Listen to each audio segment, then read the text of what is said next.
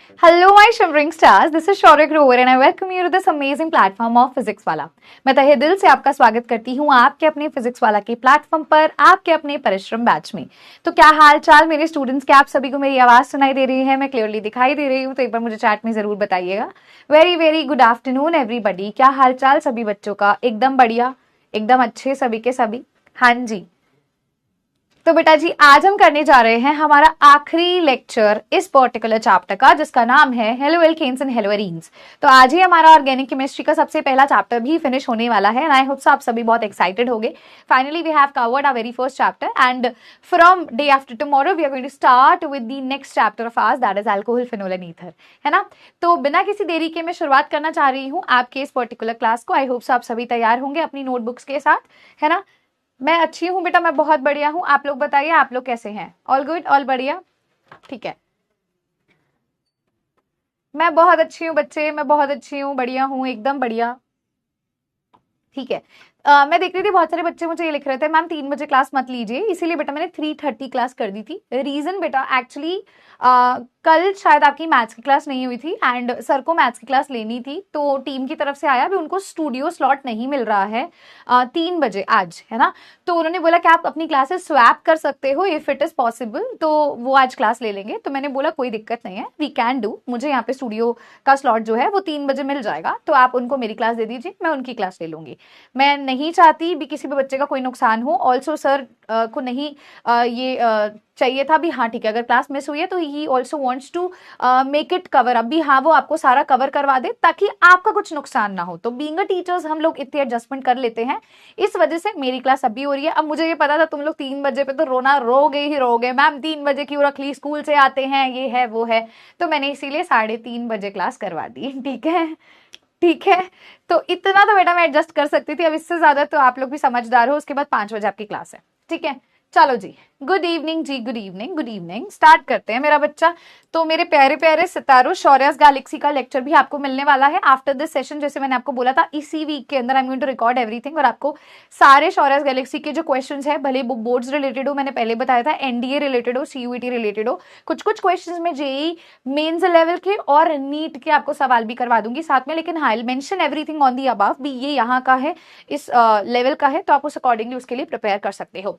एक और आप लोगों के लिए छोटी सी मैं वो बोलूंगी, छोटा सा प्यारा सा सरप्राइज है।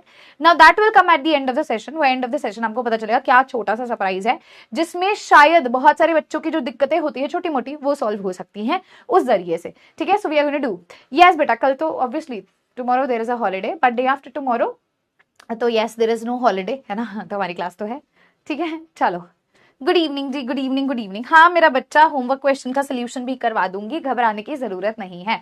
तो आज की क्लास के अंदर क्या क्या हमारे टॉपिक्स रहेंगे, तो लेट्स डिस्कस अबाउट इट। तो पॉलीहेलोजन कंपाउंड्स का पार्ट 2 होगा, हमारे 2 पॉलीहेलोजन कंपाउंड्स अभी भी बाकी हैं, we are going to cover that. उसके बाद बेटा जी मैं आपको एनसीईआरटी रीडिंग, जो हमारा एक टॉपिक है optical isomerism, do you remember मैंने कहा था ऑप्टिकल आइसोमेरिज्म हमारा स्टीरियोकेमिकल एस्पेक्ट है न्यूक्लियोफिलिक रिएक्शंस को लेकर के। तो I am going to teach you that from the NCERT. पहले मैं आपको थोड़ा सा एक रिव्यू दूंगी, फिर बकायदा एनसीईआरटी की लाइन टू लाइन रीडिंग करवाऊंगी बेटा जी, जैसे मैंने आपको वादा किया था।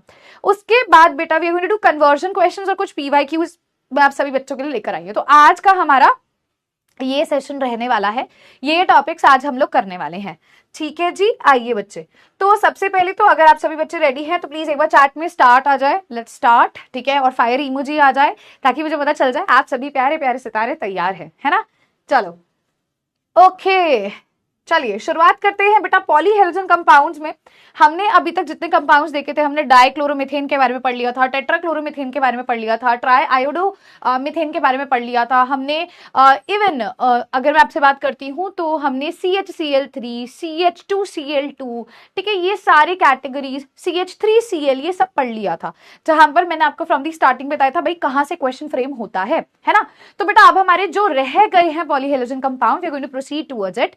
एक हमारे पास आता है जी फेरॉन्स। क्या आता है बेटा जी? फेरॉन्स आता है, ठीक है। एक सेकेंड में ये चेक कर लो भी आपको विजिबिलिटी प्रॉपर है, एनसीईआरटी की क्लिप कि हाँ अब परफेक्ट है। तो बेटा फेरॉन्स की अगर हम बात करते हैं तो क्लोरोफ्लोरोकार्बन्स जो होते हैं, ठीक है, मीथेन इथेन के कलेक्टिवली उनको हम फेरॉन्स कहते हैं ना। What are chlorofluorocarbons? क्लोरोफ्लोरो नाम में ही छिपा है, क्लोरीन भी है फ्लोरीन भी है, और कार्बन्स का मतलब यस ऑब्वियसली उसके अंदर कार्बन भी होगा, तभी एक ऑर्गेनिक कंपाउंड की क्रिएशन आप वहां से देख सकते हो। तो हम ये कह सकते हैं क्लोरोफ्लोरोकार्बन होंगे, क्लोरो यानी कि क्लोरीन, फ्लोरो यानी कि फ्लोरीन, कार्बन कंपाउंड्स है, ठीक है, किसके भाई? मीथेन और इथेन के, मतलब मीथेन से रिलेटेड, मीथेन अगर एक कार्बन ग्रुप हो जाएगा उसके साथ आप क्लोरीन और फ्लोरीन जोड़ दो, या फिर अगर मैं आपके पास बोलती हूँ 2 कार्बन के साथ आप क्लोरीन फ्लोरीन जोड़ते हो, so you can create what? You can create a freon, ठीक है। ये जो होते हैं फेरॉन्स होते हैं एक्सट्रीमली बेटा स्टेबल होते हैं, रिएक्ट नहीं करते हैं, अनरिएक्टिव होते हैं, ऑब्वियसली रिएक्ट नहीं कर रहे हैं तो ज्यादा टॉक्सिक नहीं है, इट इज नॉन टॉक्सिक बेटा जी, नॉन कोरोसिव होते हैं और इजिली लिक्विफाइबल। लिक्विफाइबल का मतलब क्या होता है? जिसको आप लिक्विड से गैसियस में कन्वर्ट कर सकते हो, इजीली लिक्विफाइएबल गैसेस होती हैं, इजीली कन्वर्टेबल गैसेस होती हैं। फेरॉन 12 जिसका वन ऑफ द एग्जांपल हमारे पास है, जो देखो क्लोरोफ्लोरोकार्बन, क्लोरीन भी है फ्लोरीन भी है और मीथेन होगा या इथेन होगा, कहने का मतलब 1 कार्बन होगा या 2 कार्बन होगा। So this is freon 12 which is one of the most common freons, industrial use है इसका। ये मैन्युफैक्चर्ड होता है टेट्राक्लोरोमीथेन से, टेट्राक्लोरोमीथेन हमारे पास CCl4 होता है। स्वार्ट्ज रिएक्शन आप सभी बच्चे जानते हो कि स्वार्ट्ज रिएक्शन में हम RF बनाते थे, तो हाँ जी यहाँ पे भी आप फ्लोरीन को इंट्रोड्यूस करवा रहे हो तो स्वार्ट्ज रिएक्शन द्वारा आप इसको फॉर्म कर सकते हो। देखो CCl4 में क्लोरीन तो पहले से है ही, आपको फ्लोरीन इंट्रोड्यूस करवाना है तो इसकी स्वार्ट्ज रिएक्शन करवाई जाती है। फाइन, ये जो है यूजुअली एरोसोल्स प्रोपेलेंट्स के लिए, रेफ्रिजरेंट्स के लिए बेटा, now this is the important part, मैं ब्लू कलर से इसको आपको मेंशन कर रही हूं, कहां कहां इस्तेमाल होता है? एरोसोल प्रोपेलेंट में, रेफ्रिजरेशन में, एंड बेटा एयर कंडीशनिंग पर्पस के लिए इसका इस्तेमाल किया जाता है, ठीक है। तो ये इसके अंदर मोस्ट इंपॉर्टेंट हाईलाइट थी, रेस्ट अगर आप पढ़ना चाहते हो तो यू कैन रीड, रेस्ट इतना इंपॉर्टेंट नहीं है, ठीक है जी। ये बहुत इंपॉर्टेंट चीज है जो मैंने आपको यहां पर बता दी है।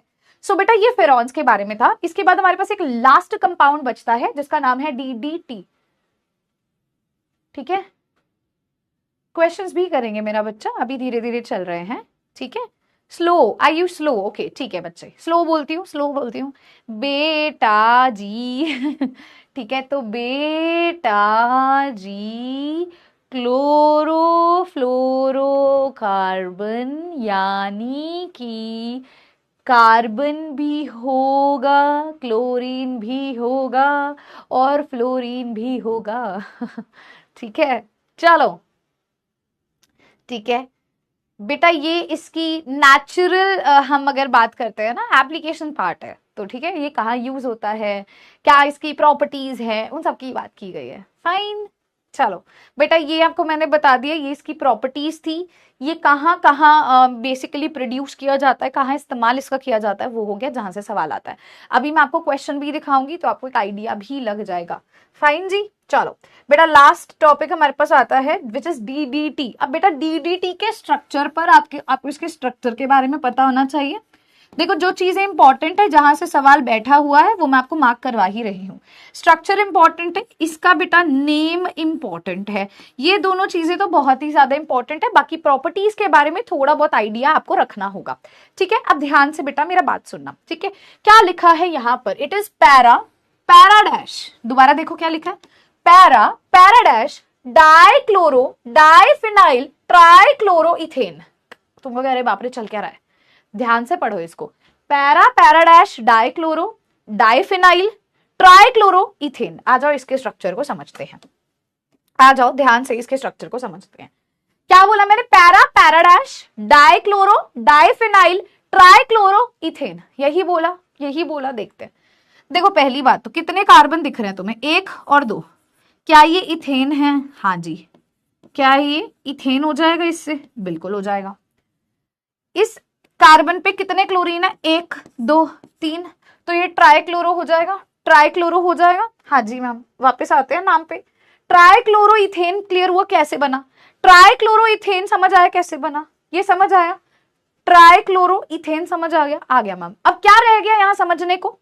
Para dash dichloro diphenyl. Dichloro मतलब 2 क्लोरीन लगे हैं, डाइफिनाइल मतलब 2 बेंजीन रिंग है। और पैरा डैश का क्या मतलब है? मैम उसी बेंजीन रिंग के पैरा पोजीशन पर तुम्हें क्लोरीन देखने को मिलेगा। अच्छा ऐसा, तो बेटा एक कार्बन पे तो तुमने ट्राइक्लोरो लगा दिया, तो दूसरे कार्बन के ऊपर एक बेंजीन रिंग, एक बेंजीन रिंग। अब बेटा इस कार्बन के अकॉर्डिंगली अगर यहां देखोगे ये ग्रुप इधर है, इस पे ग्रुप अटैच्ड है, तो ये ऑर्थो, ये मेटा, ये पैरा, पैरा पे क्या लगा दिया, क्लोरीन। यहां भी देखते हैं इसके अकॉर्डिंग, ऑर्थो मेटा पैरा, तो एक को तुमने पैरा ले लिया, एक को तुमने पैराडैश ले लिया। डाइक्लोरो डाइफिनाइल, इसके पैरा पैरा पे तो पैरा पैराडैश, आगे क्या बोला उसने, ट्राइक्लोरो इथेन। ठीक है, क्लियर हो गया कैसे बनाया स्ट्रक्चर।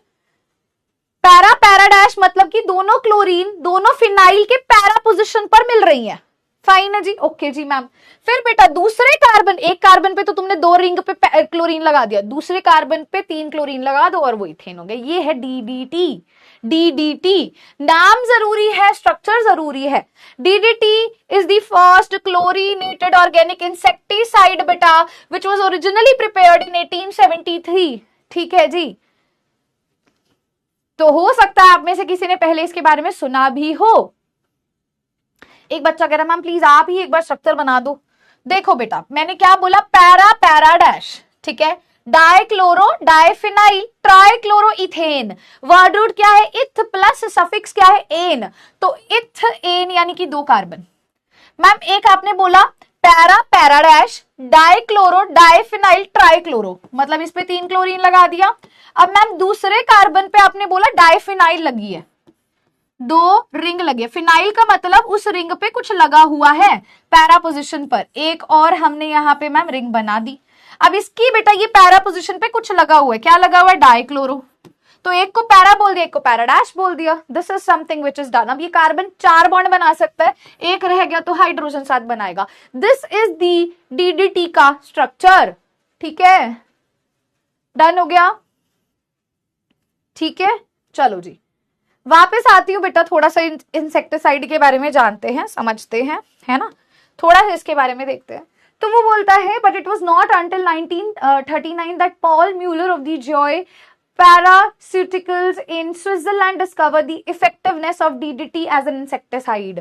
इनको अवार्ड दिया गया था Nobel prize in medicine and physiology in 1948 इस डिस्कवरी के लिए। ये हमें नहीं पढ़ना है। The use of DDT increased enormously on a worldwide basis after the World War II के बाद इसका बहुत ज्यादा यूज होने लगा, ये भी हमें नहीं पढ़ना है। Primarily because of its effectiveness against the mosquito that spreads the malaria, sorry, ठीक है, my bad, है ना। और बेटा ये जो है एक तरह से इसके यूज पे आपसे सवाल आ सकता है, स्ट्रक्चर पे आ सकता है, नेम पे आ सकता है। बाकी ये बातें मैं आपको बता रही हूँ जस्ट फॉर योर नॉलेज से, यहाँ से कोई सवाल आज सच नहीं आया है। ठीक है जी, तो अगर आप पढ़ना चाहते हो तो आप देख सकते हो केमिकल स्टेबिलिटी और उसकी फैट सॉल्युबिलिटी कंपाउंड की ये मेन प्रॉब्लम थी। डीडीटी मेटाबोलाइज नहीं होता है बहुत जल्दी बाय एनिमल्स, इंस्टेड वो डिपॉजिट हो जाता है और वो स्टोर होता है फैटी टिश्यूज में। सो this is something which is important जो आपको पता होना चाहिए। जल्दी मेटाबोलाइज ये नहीं करता है, ठीक है। अगर इंजेक्शन होता है एट अ स्टेडी रेट तो ये एनिमल की बॉडी के अंदर ही बिल्डअप हो जाता है ओवर टाइम, ठीक है। और यूनाइटेड स्टेट्स में 1973 में इसको बैन भी कर दिया गया था। So this is something you can read out if you want to. वो इंपॉर्टेंट चीज मैंने बता दी है और ये इंपॉर्टेंट चीज मैंने आपको बता दी है। फाइन है जी, ओके आगे बढ़ते हैं। So this completes your chapter. बच्चा मेरे ये चैप्टर तो डन हो गया है, ठीक है। अब now I am going to teach you what मैंने आपको बताया था, optical isomerism and NCERT reading we are going to do, है ना। ऑप्टिकल आइसोमेरिज्म और एनसीईआरटी की रीडिंग मैंने आप लोगों को बताया था। So now let's continue with that part, ठीक है। सबसे पहले तो बेटा लेट्स नाउ अंडरस्टैंड, थोड़ी सी ऑप्टिकल आइसोमेरिज्म को समझते हैं। आपको याद होगा मैंने आपको बोला था कि बच्चा आइसोमेरिज्म क्या होता है, डू यू रिमेंबर। मैंने आपको आइसोमेरिज्म के बारे में इस चैप्टर की शुरुआत में कहा था। मैम आइसो का मतलब होता है सेम, मेरिज्म का मतलब पार्ट्स होता है जनरली, तो हम ये बोल सकते हैं मैम, ठीक है, when two compounds have same molecular formula,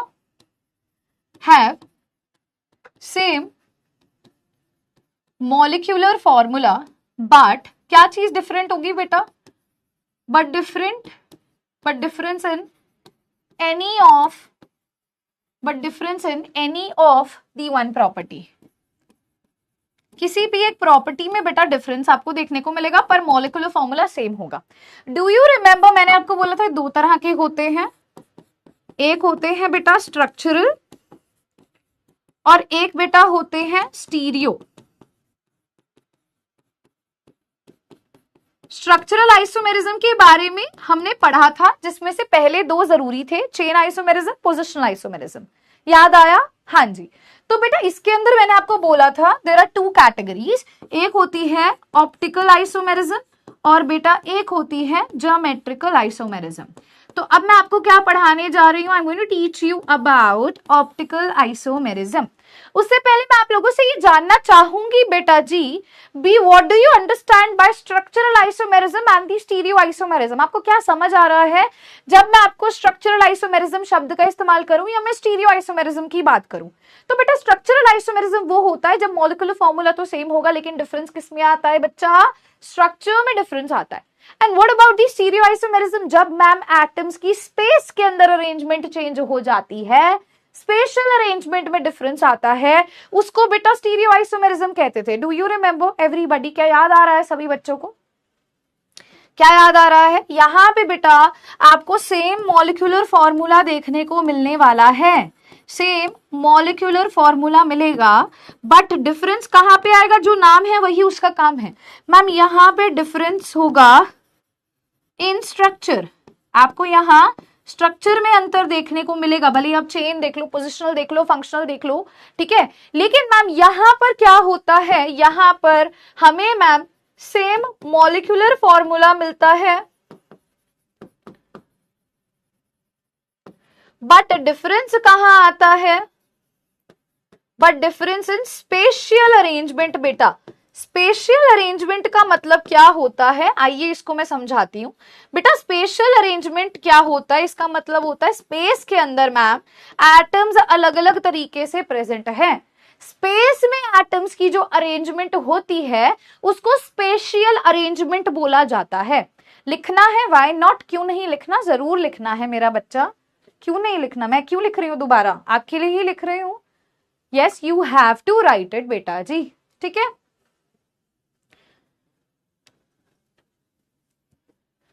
ये लिखना है,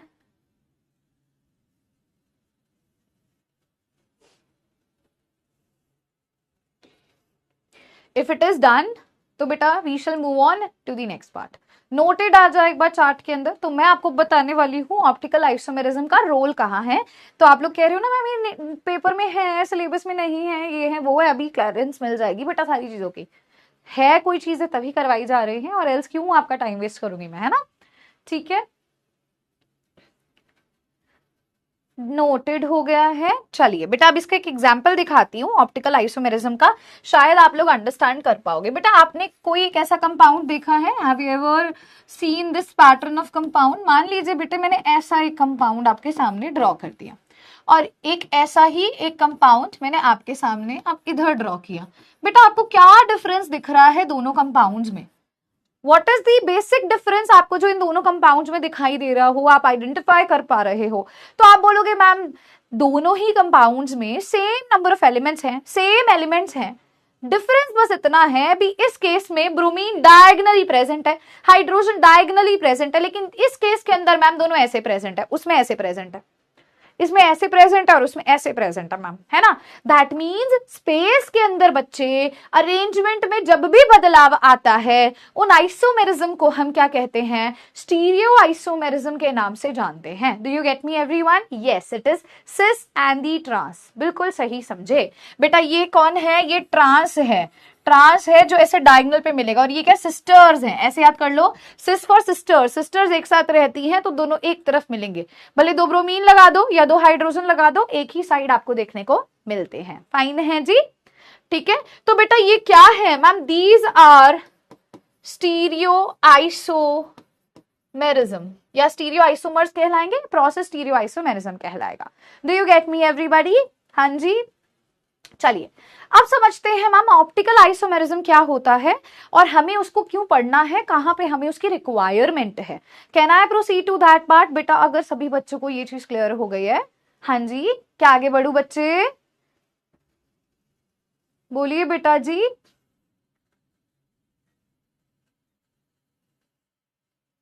ठीक है, चलो ओके जी। तो बेटा अब इसको थोड़ा सा हम समझते हैं। जैसे मैंने आप सभी स्टूडेंट्स को बोला, I am going to tell you about optical isomerism. तो बेटा ऑप्टिकल आइसोमेरिज्म वो कंपाउंड दिखाते हैं जो क्या है, जो ऑप्टिकली एक्टिव हैं। जो क्या है बेटा, ऑप्टिकली एक्टिव कंपाउंड्स हैं, वो आपको ऑप्टिकल आइसोमेरिज्म दिखाते हैं। So I can say optically active compounds exhibit optical isomerism। अब सवाल ये उठता है, अब ये ऑप्टिकली एक्टिव कंपाउंड कौन है जो ये ऑप्टिकल आइसोमेरिज्म, सॉरी अभी गिरती में नीचे। तो ऑप्टिकली एक्टिव कंपाउंड्स कौन है, इनको समझते हैं। Let's understand what are the optically active compounds. कौन है ऑप्टिकली एक्टिव कंपाउंड्स जो ऑप्टिकल आइसोमेरिज्म शो करेंगे, आइए इसको समझते हैं। तो बेटा मान लीजिए मेरे पास एक ऐसे सोर्स है लाइट का, ये लाइट का क्या है, सोर्स है जहां से लाइट आ रही है। बेटा ये जो लाइट यहां से हमें मिलती है, ये लाइट हमें मिलती है विच इज ऑर्डिनरी लाइट, जो हर डायरेक्शन में प्रेजेंट है। कोई भी बेटा मैंने लाइट का सोर्स लिया और मैंने क्या किया, मैंने यहां से जो लाइट देखी वो लाइट कैसी है, वो एक ऑर्डिनरी लाइट है। ये आपने क्लास 11वीं में कुछ कुछ सुना होगा, ठीक है बेटा। लाइट के सोर्स से मुझे ऑर्डिनरी लाइट मिलती है जिसको मैं पास करती हूं किससे, ऐसे एक निकल प्रिज्म से। किससे पास किया मैंने इसको, निकल प्रिज्म से पास किया। यहां से मुझे क्या मिलता है, जो लाइट सारी डायरेक्शंस में थी ना, इधर भी है, इधर भी है, इधर भी है, इधर भी है, इधर भी है, हर तरफ है बेटा। जब वो पास करती है निकोल प्रिज्म से, तो वहां से क्या होता है, लाइट एक ही डायरेक्शन में अपने आप को चेंज कर लेती है, एक ही डायरेक्शन में चलती है। लाइट क्या करेगी बेटा, वो एक ही डायरेक्शन में चलती है। ये जो लाइट होती है जो सिर्फ एक ही डायरेक्शन में प्रेजेंट होती है, इसको पीपीएल बोलते हैं, प्लेन पोलराइज्ड लाइट। क्या कहते हैं, प्लेन पोलराइज्ड लाइट। मतलब जो लाइट मेरा बच्चा, ये क्या खुद से जादू हो रहा है, जो लाइट मेरा बच्चा सब डायरेक्शन में प्रेजेंट थी, अब वो एक ही डायरेक्शन में जब चलती है, उसको पीपीएल बोलते हैं। क्या बोला जाता है मैम, प्लेन पोलराइज्ड लाइट बोलते हैं मैम, है ना। हाँ जी मैम, अगर हम इस पीपीएल प्लेन पोलराइज्ड लाइट को किससे पास करते हैं, अगर मान लीजिए मैंने इसको एक ऑर्गेनिक सब्सटेंस से पास करवाया, ऑर्गेनिक सब्सटेंस से पास करवाया, तो बेटा इसके पास तीन चीजें, ये तीन चीजें कर सकती है। क्या भाई, एक तो अभी जो जैसी है वो वैसी ही रहे, है ना, जो जैसी है वो वैसी ही रहे। एक बेटा क्या ऑप्शन है, एक यहां पर बच्चा क्या ऑप्शन है भी, ये जो पीपीएल ऐसी थी, ये जो पीपीएल ऐसी थी, ये क्या कर जाए, राइट डायरेक्शन में घूम जाए, या ये पीपीएल लेफ्ट डायरेक्शन में घूम जाए। थोड़ा सा इसको समझने की कोशिश करते हैं। मुझे लगता है इसके सेल खत्म हो गए हैं, जितना मुझे लग रहा है। मैं आपको लेकिन स्टिल दिखा देती हूँ भाई, ये तो कॉमन है, अगर बच्चा मुझसे पहले पढ़ा है उनको पता है, शौर्या मैम क्लास में तो जरूर लेकर आती ही है इन्हें, है ना बेटा। जैसे मान लो जैसे फॉर एग्जाम्पल ये हमारे पास अभी शायद इसमें समय ठीक नहीं है क्योंकि इसके सेल वीक है। हाँ मैंने अभी देखा, ठीक है। तो जस्ट एक एग्जाम्पल मैं आप लोगों को दे रही हूँ, ध्यान से इस चीज को समझिएगा बेटा। आपको पता है this is be a direction, एक नॉर्मल डायरेक्शन मिल रही है, अगर एक ही डायरेक्शन में होगा तो वो पीपीएल है, प्लेन पोलराइज्ड लाइट है बेटा। अगर ये खुद को ऐसे राइट डायरेक्शन में घुमा लेगी तो ये वाला केस हो जाएगा इस तरीके से, है ना। और अगर यही बेटा पीपीएल खुद को लेफ्ट डायरेक्शन में घुमा लेगी तो ये वाला केस हो जाता है, ठीक है। अगर बेटा ये राइट डायरेक्शन में खुद को रोटेट करती है तो क्लॉकवाइज है या एंटी क्लॉकवाइज घूम रही है मैम, अगर ये खुद को राइट डायरेक्शन में रोटेट कर रही है तो ये घड़ी की तरह चलेगी, क्लॉकवाइज डायरेक्शन में चलेगी। तो बेटा ये जो रोटेशन होती है ये क्लॉकवाइज रोटेशन होती है, ठीक है। और अगर मैम ये जो पीपीएल है ये ऑपोजिट डायरेक्शन में मेरा बच्चा रोटेट करती है, कौन सी डायरेक्शन है, this is anti clockwise direction. कौन सी डायरेक्शन हो जाएगी बेटा, this is anti clockwise direction. अब ये राइट में रोटेट कर रही है, लेफ्ट में, मैम राइट में कर रही है, तो इसको बेटा हम बोलते हैं डेक्स्टोरोटेटरी। क्या बोलते हैं? डेक्स्टोरोटेटरी या स्मॉल डी से भी रिप्रेजेंट करते हो। अगर बेटा ये लेफ्ट डायरेक्शन में घूम रही है, एंटी क्लॉकवाइज घूम रही है, तो बेटा इसको क्या बोलते हैं? लेवियो रोटेटरी।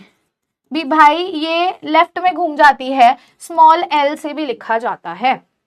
तो ये जो बेटा जी आपकी स्पीशीज है जो राइट में या लेफ्ट में रोटेट मतलब करने की हिम्मत रखती है, कन्वर्ट हो जाती है, घूम जाती है, रोटेट हो जाती है, उन कंपाउंड्स को ऑप्टिकली एक्टिव कंपाउंड बोला जाता है। नाउ लेट्स अंडरस्टैंड भी मैम, ये तो आपने हमें ऐसे समझा दिया। अब क्वेश्चन पेपर में तो हम रोटेट नहीं करने बैठेंगे ना, हमें रोटेट करना आता है, तो कैसे रोटेट करेंगे, कैसे अंडरस्टैंड करेंगे कोई भी एक स्पीशीज ऑप्टिकली एक्टिव है या नहीं है? कोई भी एक स्पीशीज ऑप्टिकली एक्टिव है या नहीं है, तो कैसे आइडेंटिफाई करेंगे, हमें कैसे पता चलेगा? आइए उसकी तरफ बढ़ते हैं। तो इतनी चीज क्लियर हुई। दोबारा एक बार क्विक रिकैप दे रही हूँ, फटफट वाला, ठीक है बेटा जी। ऑप्टिकल आइसोमेरिज्म क्या होती है? ऐसे कंपाउंड्स जो ऑप्टिकली एक्टिव होते हैं वो ऑप्टिकल आइसोमेरिज्म दिखाते हैं, मतलब उनके पास ये क्षमता है भी वो एक स्पीशीज को रोटेट कर सकते हैं लेफ्ट डायरेक्शन में और दी राइट डायरेक्शन में, ठीक है। तो इस तरीके से बेटा इट अकर्स। अगर बेटा जी वो प्लेन पोलराइज लाइट को राइट डायरेक्शन में रोटेट करते हैं, उस स्पीशीज को बेटा क्लॉकवाइज बोलते हैं, लेफ्ट में लेवियो रोटेटरी होता है, एंटी क्लॉकवाइज डायरेक्शन होती है। ये जो आपका प्रोसेस है, दिस इज ऑप्टिकल आइसोमेरिज्म। इसे ऑप्टिकल आइसोमेरिज्म के नाम से हम लोग जानते हैं। आइए मेरा बच्चा पहले एनसीईआरटी से जितना हमने अभी तक पढ़ा उसको एक क्विक रिकैप दे दिया जाए। आइए एनसीईआरटी से जो अभी तक हमने पढ़ा क्विक रिकैप दे। मैंने वादा किया था NCERT line to line reading जो टॉपिक्स आपको चाहिए वो पढ़ाऊंगी और वही हो रहा है। ध्यान से आप लोग प्लीज सुनिएगा। बेटा स्टीरियोकेमिकल एस्पेक्ट हम पढ़ रहे हैं एसिड रिएक्शंस का, तो इसमें हम कुछ शब्दों के बारे में पढ़ते हैं, जिसमें से सबसे पहला शब्द आता है ऑप्टिकल एक्टिविटी या ऑप्टिकल एक्टिव कंपाउंड, ठीक है। ध्यान से मेरे साथ आप पढ़ेंगे। Plane of plane polarised light produced by passing ordinary light through Nicol prism. एक एक शब्द को सुनो, ये भाषा को समझो क्या बोल रहा है। वो कह रहा है जो प्लेन पोलराइज्ड लाइट है PPL है, इसका जो प्लेन प्रोड्यूस हो रहा है, कब हो रहा है? जब तुमने ऑर्डिनरी लाइट को निकल प्रिज्म से पास करवाया, वो रोटेट होता है जब हम उसको किसी सोल्यूशन से पास करवाते हैं। यही हुआ था बेटा, यही हुआ है बेटा जी। तुमने ऑर्डिनरी लाइट ली, निकल प्रिज्म से पास करवाया, PPL प्रोड्यूस हुई, इसके प्लेन को ऑर्गेनिक सॉल्यूशन से पास करवाया, यही हो रहा है। हाँ जी मैम, यही हो रहा है। तो बेटा यहाँ पे the angle by which the plane polarised light, ठीक है, ठीक है, such compounds are optically active compounds. The angle by which the plane polarized light is rotated is measured by an instrument जिसको पोलरीमीटर कहते हैं, जिससे कितने एंगल से रोटेट हुई, लेफ्ट में या राइट में, ठीक है। अगर मान लो राइट में इतना रोटेट हुई या लेफ्ट में इतना रोटेट हुई, तो कितने एंगल से रोटेट हुई वो पोलरीमीटर बताता है। उन कंपाउंड्स को क्या कहते हैं? Optically active. अभी बताया था मैंने आपको, हाँ जी। इफ द कंपाउंड, ध्यान से देखो, जो पढ़ाया वही लिखा है, जो पढ़ाया वही लिखा है मेरा बच्चा, ध्यान से देखना क्या लिखा है यहाँ पे। मैम वो कह रहा है if the compound rotates the plane of plane polarised light to the right, right में रोटेट करता है, क्लॉकवाइज डायरेक्शन कहते हैं, उसको डेक्स्टोरोटेटरी कहते हैं। स्मॉल डी से लिखा जाता है या बेटा पॉजिटिव सिंबल से भी लिखते हो। दूसरी बात जो मैंने आपको बताई, क्या बताया? If the light is rotated towards the left direction, बेटा जी कौन सी डायरेक्शन मैम? अगर हम लाइट को लेफ्ट डायरेक्शन एंटी क्लॉकवाइज घुमाएंगे उसको लेवियो रोटेटरी बोलेंगे, नेगेटिव सिंबल से रिप्रेजेंट करेंगे। वही सेम चीज जो मैंने आपको बताया। फाइन है, कुछ भी एक भी चीज तुम्हें ऐसा लगी भी मैम यार ये टोटली डिफरेंट बता दिया आपने, तो कुछ भी बेटा आपको ऐसा लगा यहां पर, देखो एक एक चीज समझाई अभी मैंने, ठीक है। वापस आती हूं, एक छोटी सी चीज ध्यान से देखना बेटा। What is optical isomerism? Let's understand this. बेटा एनसीईआरटी को समझो, समझने की कोशिश करो। आप रीडिंग करने जा रहे हो तो उससे पहले मतलब पता होना चाहिए, तभी रीडिंग होती है। ठीक है, आइए देखते हैं। वो बोलते हैं सच पॉजिटिव एंड नेगेटिव आइसोमर्स को हम क्या बोलते हैं? ऑप्टिकल आइसोमर्स बोलते हैं। इस फिनोमिना को ऑप्टिकल आइसोमेरिज्म बोलते हैं। यही तो मैंने बोला, ये जो तुम्हें पॉजिटिव मिला है, ठीक है, या जो नेगेटिव मिले हैं आइसोमर्स, डेक्सटो लेवियो जो मिले हैं, इन्हीं को तो ऑप्टिकल आइसोमर्स बोलते हैं और ऑप्टिकल आइसोमेरिज्म होता है। क्लियर हो गया बच्चा? ठीक, आगे बढ़ू, अगला टॉपिक समझाऊं। Are you people ready? Easily समझ आ रहा है ना? चलो जी,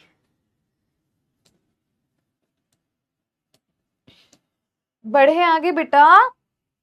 हाँ जी, कैसे मैं आइडेंटिफाई करूंगी मैम, कैसे आइडेंटिफाई करूंगी भी एक कंपाउंड जो है वो ऑप्टिकली एक्टिव है? क्योंकि अगर वो ऑप्टिकली एक्टिव होगा तभी तो ऑप्टिकल आइसोमेरिज्म दिखाएगा। So how do I know be a particular compound is optical active in nature? कैसे मैं आइडेंटिफाई करूंगी? सो बेटा कंडीशंस क्या है? कंडीशंस फॉर, देखो जो भी मैं हाईलाइट करती हूँ, I would request you if you have NCERT booklet with you बेटा, तो you need not to write in the notebook. अगर नहीं है तो जो लाइंस सिर्फ हाईलाइट की जा रही हैं, आई वुड रिक्वेस्ट यू, या अंडरलाइन जो की जा रही है, हाईलाइट और अंडरलाइन, बेटा प्लीज प्लीज अपनी नोटबुक में लिख लो। आप लोग चैट में जो बातें कर रहे हो ना, ट्रस्ट मी ऐसा टॉपिक है, नहीं सुनोगे तो ऐसे जाएगा ऊपर से।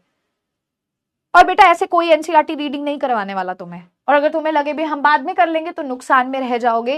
प्लीज मेरी बात मान लो, इन सब चीजों में कुछ भी नहीं रखा है। जब पेपर में बैठे होगे ये लोग तुम्हारी मदद करने नहीं आएंगे जो अभी बातें कर रहे हैं तुम्हारे साथ।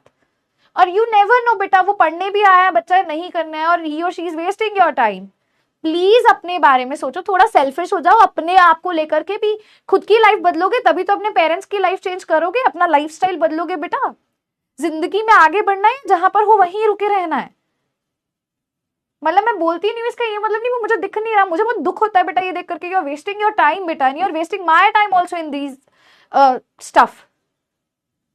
प्लीज बेटा जी, मैं रिक्वेस्ट करती हूँ, मैं चैट इसलिए ऑफ नहीं करती हूँ, टॉपिक ऐसा, if you have any doubt बेटा, मैं क्यों किसी और बच्चे का वो जो है प्लस पॉइंट भी वो डाउट पूछ सकता है उसका, वो उसे हक छीन लूं? आखिरी बार समझा रही हूँ, समझ जाओ यार, मेरा इसमें कुछ नहीं जा रहा है, मैंने पढ़ाई लिखाई कर ली है। It is you who is doing this work, जिसको जरूरत है पढ़ने की। थोड़ा अपने बारे में सोच लिया करो यार।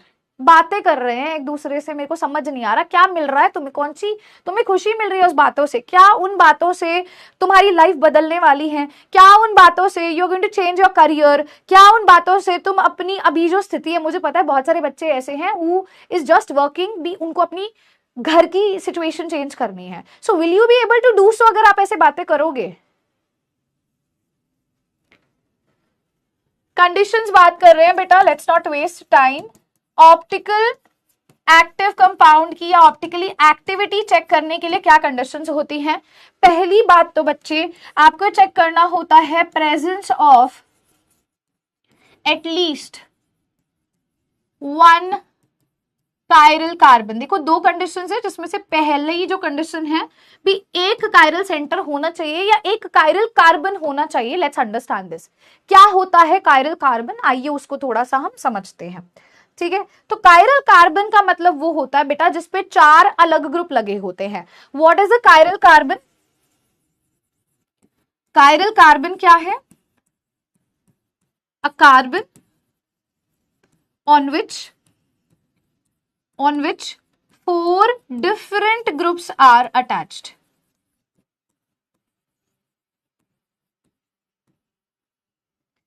एक ऐसा कार्बन बेटा जिसके ऊपर 4 अलग ग्रुप लगे होंगे, वो हमारा जो कार्बन होगा उसको कायरल कार्बन हम लोग बोलेंगे। कैसे मैम? आइए थोड़ा सा देखते हैं।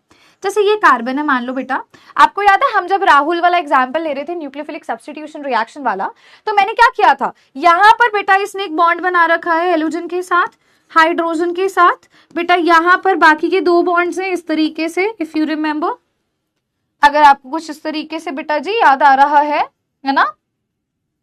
ठीक है, जैसे मान लो यहाँ CH3 ग्रुप है, यहाँ C2H5 ग्रुप है। लेट्स कंसिडर बेटा, तो ये कार्बन पे 4 अलग ग्रुप लगे हैं, सो this is chiral carbon.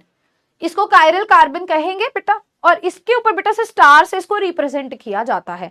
This is chiral carbon बेटा, जिसमें 4 अलग ग्रुप लगे होते हैं। तो अगर आपके किसी भी बेटा कंपाउंड के अंदर कायरल सेंटर आपको मिलता है, आप एक कंडीशन कंसिडर कर सकते हो उसको भी, वो ऑप्टिकली एक्टिव हो सकता है। बट सेकेंड कंडीशन जरूरी है, आइए उसको भी समझते हैं। पहले इतना नोट कर लें सभी बच्चे, प्यारे प्यारे स्टूडेंट्स।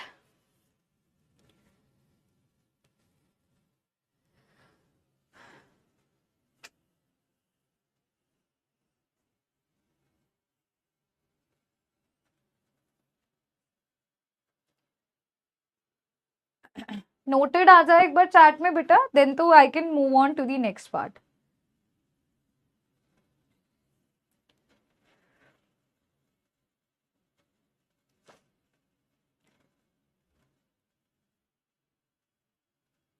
तो मैं एक बात आती हूँ, वैसे ना मैं गुस्सा बिल्कुल नहीं करती हूँ, गुस्सा आता भी है तो फट से चला जाता है। बट अगर एक बार गुस्सा आ गया तो जो बच्चे चैट कर रहे हैं, आप धर धर ब्लॉक हो जाओगे, मैं बता रही हूँ। मैं भाई नुकसान नहीं सहन कर सकती किसी का जिंदगी में।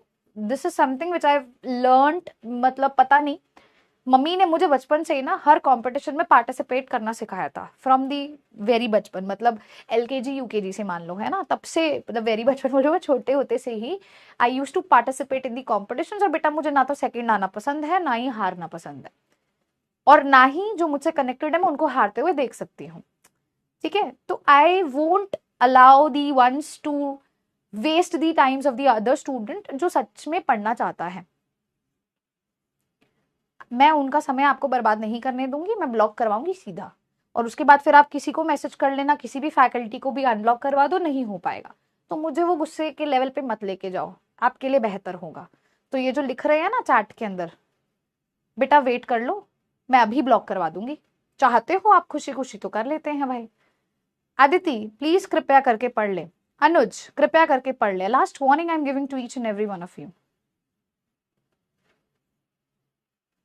युवराज प्लीज। हाँ बेटा, मैं I was never a front bencher, हम ना तो मैं फ्रंट पे बैठती थी ना बैक बेंचर, हमारी रोटेशन चलती थी भाई स्कूल में, तो ऐसा कुछ था नहीं बैक बेंचर वाला सीन या फ्रंट बेंचर वाला scene.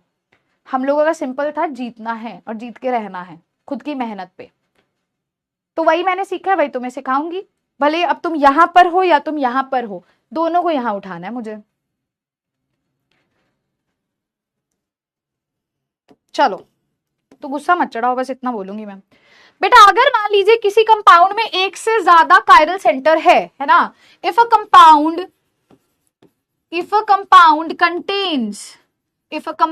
Contains more than one, बेटा more than one chiral centre या कायरल कार्बन, तो क्या मैम वो ऑप्टिकली एक्टिव होगा? नहीं बेटा, it can be optically active, वो ऑप्टिकली एक्टिव भी हो सकता है, और बेटा वो ऑप्टिकली इनएक्टिव भी हो सकता है। मतलब कि वो ऑप्टिकल आइसोमेरिज्म दिखा भी सकता है, और हो सकता है वो ऑप्टिकल आइसोमेरिज्म ना भी दिखाए। तो मैम फिर उस केस के अंदर हम क्या करेंगे? What are we going to do? भाई उस केस के अंदर what are we going to do, हम कैसे काम करेंगे? मैम आपने बोला एक कायरल सेंटर है, तो यार बहुत सिंपल सा प्रोसेस है, हमने वहां पे कायरल कार्बन ढूंढा, मतलब एक ऐसा कार्बन जिसपे 4 अलग ग्रुप लगे हैं हमने ढूंढ दिए, और मैम वो ऑप्टिकल एक्टिविटी शो करेगा, ऑप्टिकल आइसोमेरिज्म दिखाएगा। पर अगर मान लो एक ऐसा कंपाउंड है जिसमें एक से ज्यादा कायरल कार्बन है, तो भी क्या वो ऑप्टिकल एक्टिव होगा? बेटा जी वो ऑप्टिकल इनएक्टिव भी हो सकता है। तो बेटा उस केस में हम कैसे आइडेंटिफाई करते हैं? तो बेटा वहां पर now we are going to see, we will see the symmetry elements. Symmetry elements देखे जाते हैं उस केस के अंदर।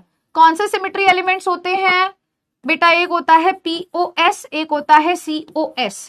POS को कहते हैं प्लेन ऑफ सिमेट्री, क्या कहते हैं? प्लेन ऑफ सिमेट्री कहते हैं। COS को क्या कहते हैं? सेंटर ऑफ सिमेट्री कहते हैं, सेंटर ऑफ सिमेट्री बोला जाता है।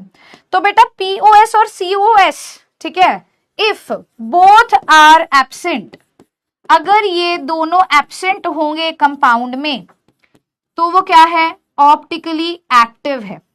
अगर बेटा if any one of them is present, अगर इनमें से एक भी प्रेजेंट होगा तो वो कंपाउंड कैसा होगा?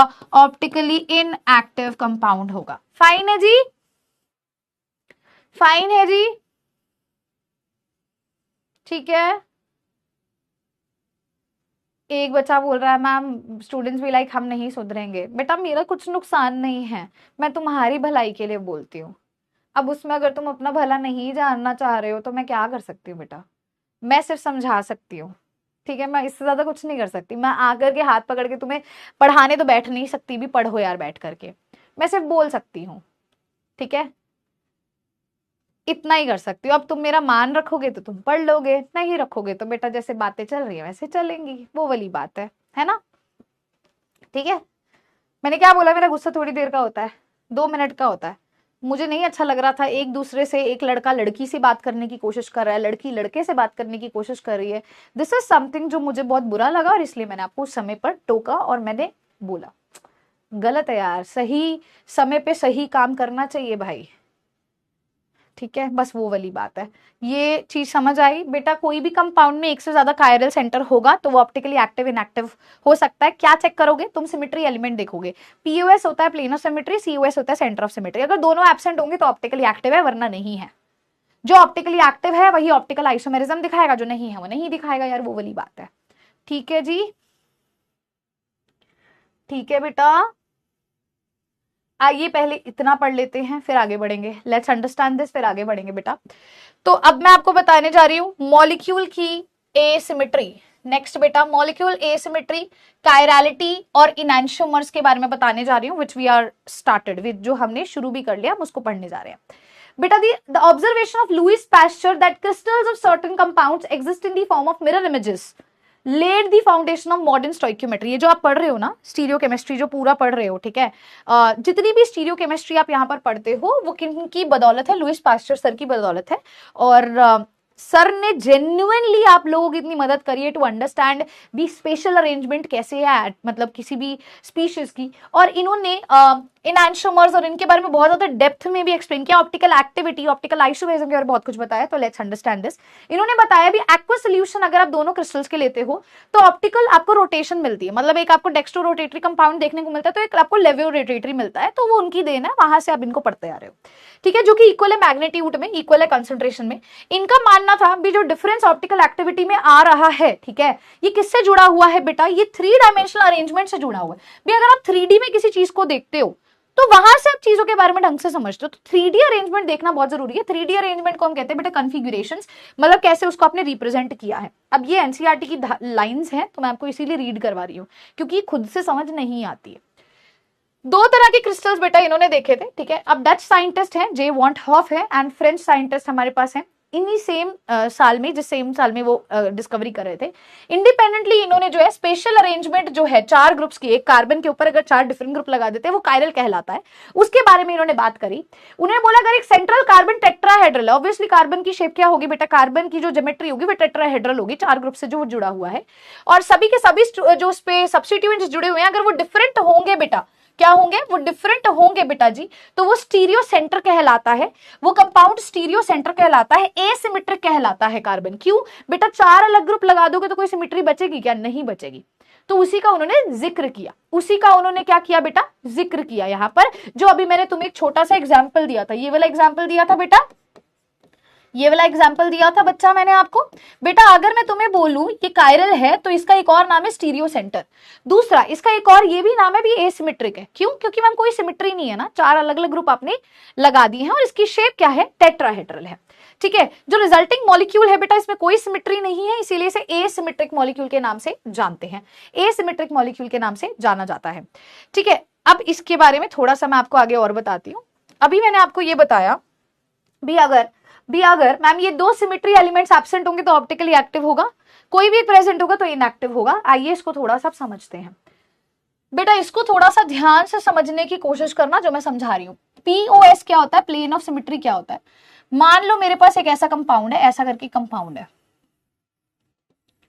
बेटा, अगर मैं इसको किसी भी तरीके से कोई प्लेन ऐसे पास करूं, ठीक है, और ये एक दूसरे से सिमेट्रिकली कट हो जाए तो पीओएस प्रेजेंट होती है।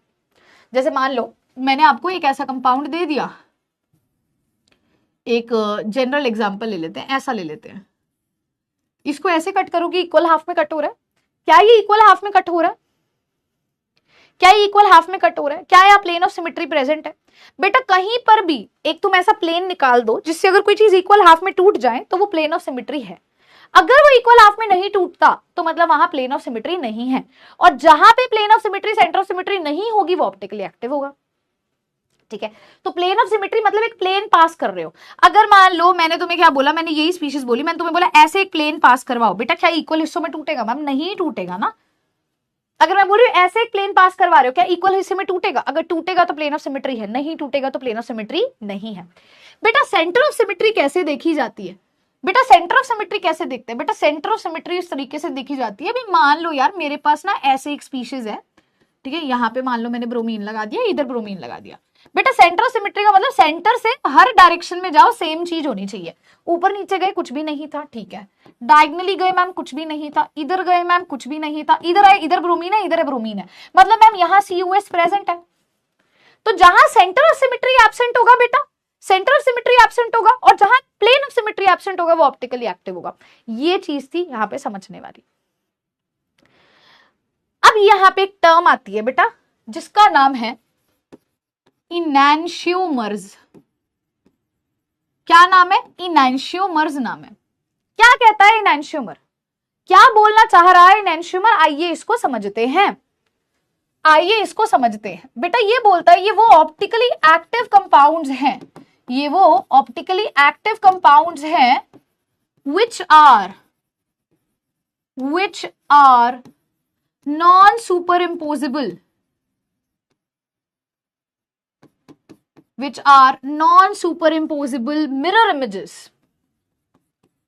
एक लास्ट डेफिनेशन इसे दिखा रही हूं, इसके बाद से एनसीईआरटी रीडिंग है, टॉपिक खत्म है हमारा। ऑप्टिकली एक्टिव कंपाउंड्स है मतलब plane of symmetry centre of symmetry absent है, ठीक है। दूसरी चीज नॉन सुपर इम्पोजेबल का मतलब क्या? मान लो मेरा हाथ है, इस हाथ को अगर हम ऐसे यहाँ पे ड्रॉ करना चाहें बेटा, एक जनरल एग्जांपल अगर हम लेना चाहें तो ये हाथ है बेटा, है ना। अगर मैं बोलूं यहाँ पे इसकी एक मिरर इमेज बनाओ, तो इसकी मिरर इमेज क्या होगी भाई? इसकी मिरर इमेज कुछ इस तरीके से हो जाएगी मैम, अगर एक लॉजिकल एस्पेक्ट से देखा जाए। मैम ये इसकी मिरर इमेज होगी। अब तुम कहोगे मैम ये मोटा बनाया तुमने, हाथ पतला बनाया। भाई एक एग्जांपल दे रही हूँ, है ना। इसकी मिरर इमेज ऐसी होगी, तुम शीशे में खड़े हो तो जो तुम्हारा राइट हैंड है वो लेफ्ट दिखेगा, जो लेफ्ट है वो राइट दिखेगा। कभी मिरर में खड़े होकर देखा है ना। तो जो राइट है वो लेफ्ट दिखेगा, जो लेफ्ट है वो राइट दिखेगा। बेटा इसको क्या बोलते हैं? इसको बेटा मिरर इमेज बोलते हैं। ये एक दूसरे की क्या है मैम? मिरर इमेज है, मिरर इमेज है। जैसे मान लीजिए ये चाय का कप है, मैंने इसकी एक मिरर इमेज बनानी है, तो मिरर इमेज में ऐसा दिखेगा। कितना गंदा वाहियात कप बनाया मैंने, बट कोई बात नहीं, ऐसा दिखेगा। अगर मैं तुम्हें बोले मिरर इमेज है और इसको उठा करके इसके ऊपर रख दो, ठीक है मैम, रख देते हैं। पहली बात मिरर इमेज समझ आ गया? आगे मैम इसको उठा के इसके ऊपर रख देते हैं, ठीक है। तो इसको इसके ऊपर उठा के रखें तो बेटा थंब इधर आएगा, ये फिंगर्स तो एक दूसरे पे आ जाएंगी, पर यहां से ये फिंगर ऐसे आएगी। तो क्या बेटा ये सुपर इम्पोज हुआ? सुपर इम्पोज होने का मतलब मेरे पीछे तुम मेरी जैसी कोई खड़ी कर दो, वो तुम्हें दिखेगी? नहीं दिखेगी। एक और आइडिया देती हूँ, देखना यार। तुम्हारे पास ये बॉटल है, ठीक है बेटा, ये बॉटल, इस बॉटल की मिरर इमेज है या नहीं है? है मैम। अब मान लो मैंने इसको इसके ऊपर उठा के रख दिया, क्या तुम्हें पिछली बॉटल दिख रही है? नहीं दिख रही। वो तो कलर की वजह से तुम्हें भले दिख जाए, पर वैसे तो नहीं दिख रही, उसी शेप में उसी आकार में है ना मैम, नहीं दिख रही। तो ये क्या है? Non super imposable. तुमने इसको इसके, अब देखो इसको नॉन सुपर इम्पोजेबल और सुपर इम्पोजेबल, सुपर इम्पोजेबल तो सुपर इम्पोज हो जाए, ये सुपर इम्पोज हो गई। हैंड को देखो, हैंड क्या? Non super imposable. बॉटल्स क्या थी? Super imposable. एक के ऊपर दूसरी रखा, तुम्हें नहीं दिखा। अब ये हाथ, इस हाथ की मिरर इमेज है, इसको ऐसे उठा के रख दो बेटा, क्या ये सुपर इम्पोज हुआ? नहीं हुआ। हुआ? नहीं हुआ। Non super imposable. अब बॉटल वाला केस दोबारा देखो, ये बॉटल, इसकी मिरर इमेज, इसको इसके ऊपर उठा के रख दो, सुपर इम्पोज हो गया। हाँ मैम, कुछ भी नहीं दिख रहा। हाँ मैम, तो this is superimposable mirror images, this is non superimposable mirror images, ठीक है। तो बेटा ऑप्टिकली एक्टिव कंपाउंड जो नॉन सुपर इम्पोजेबल है, मिरर इमेजेस हैं, वो क्या कहलाते हैं? Enantiomers. Do you get me? Enantiomers. इन्हें क्या बोलते हैं? इनैंशियोमर्स बोलते हैं। ओके मैम, आ जाओ पढ़ते हैं इसको अब। कायरलिटी के बारे में है, ऐसा ऑब्जेक्ट जिसको सुपर इम्पोज नहीं कर सकते, can not be super imposed on it's mirror image, उसको भी कायरल बोलते हैं। जैसे ये हाथ है, ये इसकी मिरर इमेज है, ये पैर है, ये इसकी मिरर इमेज है, लेकिन इसको इसके ऊपर सुपर इम्पोज नहीं कर सकते, इसको इसके ऊपर सुपर इम्पोज नहीं कर सकते हो। ये क्या एक तरह से एसिमेट्रिक है भाई, कोई सिमेट्री नहीं है, दिस इज एसिमेट्रिक मैम। ठीक है, ऐसे मैम ग्लास को ग्लास की मिरर इमेज है, ये सुपर इम्पोज हो जाएगा, सुपर इम्पोजेबल मिरर इमेजेस है, सुपर इम्पोजेबल मिरर इमेजेस है मैम। ये भी है मैम, ये देखो सुपर इम्पोजेबल मिरर इमेजेस को नॉन कायरल बोलते हैं, जो बेटा नॉन सुपर इम्पोजेबल है उनको कायरल बोला जाता है, एसिमेट्रिक बोला जाता है। अभी आपने देखा, अगर ये ऑप्टिकल एक्टिव होंगे तो ये इनैंशियोमर भी कहलाएंगे, है ना? ठीक है। The symmetry and the asymmetry are also observed in many day-to-day objects, sphere में, क्यूब में, कोन में आइडेंटिकल मिरर इमेजेस देखने को मिलती हैं। बहुत सारे ऑब्जेक्ट्स जो non superimposable mirror images भी बनाते हैं, जैसे आपका लेफ्ट हैंड जो है वो राइट हैंड जैसे सिमिलर दिखता है, पर अगर आप लेफ्ट हैंड को राइट हैंड के ऊपर प्लेस करोगे तो बेटा वो सुपर इम्पोज नहीं होता, वही चीज लिखी है बेटा। जो सुपर इम्पोज जो नहीं होते, non superimposable mirror images होती हैं, उनको कायरल बोला जाता है, और इसी प्रॉपर्टी को कायरलिटी बोलते हैं। अगर ये ऑप्टिकल एक्टिव कंपाउंड्स दिखाते हैं तो वो इनैंशियोमर बन जाते हैं। समझ गए? समझ गए? ठीक है बेटा, ये इंपॉर्टेंट एक पैराग्राफ आपको मिलेगा। कायरल मॉलिक्यूल्स यानी कि non super imposable optically active होते हैं, ठीक है, वाइल जो ऑब्जेक्ट सुपर इम्पोज होते हैं वो ए कायरल होते हैं, नेचर के अंदर ऑप्टिकली इनएक्टिव होते हैं। So they are optically active in nature, क्योंकि नॉन सुपर इम्पोजेबल है, this is optical inactive in nature. ठीक है, चलिए, तो बेटा ये एक तरह से कायरलिटी का आपका टेस्ट हो जाता है। अब हम वो एग्जांपल लेते हैं जो हम पढ़ते आ रहे हैं। आइए इन स्ट्रक्चर्स को देखते हैं। Let's understand the structures. In structures को ध्यान से देखो बेटा, एक ये स्ट्रक्चर है, एक ये स्ट्रक्चर है, एक ये स्ट्रक्चर है। आपको याद है मैंने आपको सिखाया था SN1 रिएक्शन में आपको दो प्रोडक्ट मिलते हैं, एक रिटेंशन एक इन्वर्जन। याद आया? रिटेंशन इन्वर्जन एक दूसरे के क्या है बेटा? रिटेंशन इन्वर्जन एक दूसरे के मैम मिरर इमेजेस है, मिरर इमेजेस है ना? और वो mirror images ma'am super impose भी नहीं हो सकते, मतलब वो इनैंशियोमर्स है। मतलब वो कैसे है? वो ऑप्टिकली एक्टिव है क्योंकि वो नॉन सुपर इम्पोजेबल है। तो अब आपको चीजें समझ आई? चीजें समझ आई? चीजें समझ आई बेटा? बेटा इसमें कोई भी एसिमेट्रिक कार्बन नहीं है, all the 4 groups attached to the tetrahedral carbon are not different. यहाँ पे जो आपको केस दिख रहा है, यहाँ पे ये कार्बन पे दो सेम ग्रुप आ गए बेटा, ये कायरल ही नहीं है, ये भी कायरल नहीं है, ये भी कायरल नहीं है, कायरल ही नहीं है। पहली कंडीशन कैसे कायरलिटी चेक करते हैं? एक कायरल कार्बन होना चाहिए, 4 अलग ग्रुप, यहाँ नहीं है। दूसरा बेटा क्या होता था हमारा? Plane of symmetry, centre of symmetry, जिसमें नहीं होगी वो होगा, है ना? इनैंशियोमर्स वाला वो समझ आया? रिटेंशन इन्वर्जन वाला जो मैंने अभी आपको बताया, रिटेंशन इन्वर्जन वाली चीजें क्लियर हुई मेरा बच्चा? रिटेंशन इन्वर्जन वाली चीज क्लियर हुई? आइए देखते हैं। तो बेटा ये तो आपने भी अभी मैंने आपको रेसिमाइजेशन वगैरह कल बता ही दिया था पिछली क्लास में। यहां देखते हैं, रुको बेटा, यहां पर मैं इस पेज को ओपन कर रही हूँ, थोड़ा सा आपको चीजें ध्यान से समझाने की कोशिश कर रही हूँ, ध्यान से समझने की कोशिश करना। बेटा ये हमारी वही रिएक्शन है जिसकी मैंने अभी आपसे जिक्र किया। बेटा यहाँ पर हमारे पास इस तरीके की एक स्पीशीज होती है, दिस इज SN1 रिएक्शन। कौन सी रिएक्शन है? SN1 रिएक्शन है मैम। इस कार्बन पे 4 अलग ग्रुप लगे हैं तो ये कायरल सेंटर है। अब मैम पहले स्टेप में क्या होता है SN1 में? मैम ये Br नेगेटिव अपनी इलेक्ट्रॉन लेके जाता है, कार्बोकटाइन बनता है, बन गया? हाँ मैम। इसके बाद न्यूक्लियोफाइल आता है जो फ्रंट अटैक और बैक अटैक कर सकता है।